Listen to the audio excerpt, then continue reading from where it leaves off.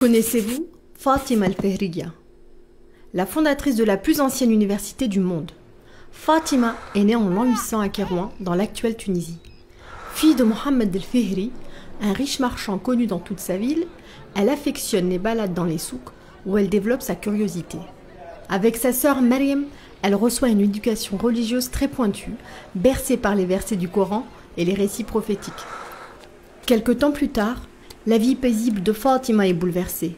En l'espace de quelques mois, elle perd sa mère et des émeutes lui font fuir Kérouan pour Fès au Maroc, là où plus de 800 familles musulmanes et juives venues d'Andalousie étaient venues se réfugier.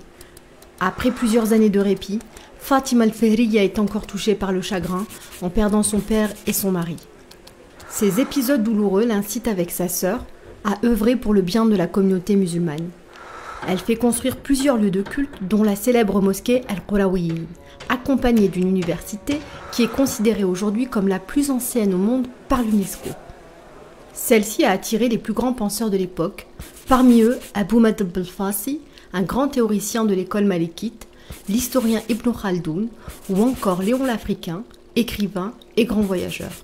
Al-Qarawiyyin joue un rôle clé dans les relations entre l'Europe et le monde musulman, puisqu'elle attire des élèves tels que Ibn Maymoun, un célèbre philosophe juif, ou encore Gerbert d'Aurillac, qui devient par la suite le pape Sylvestre II.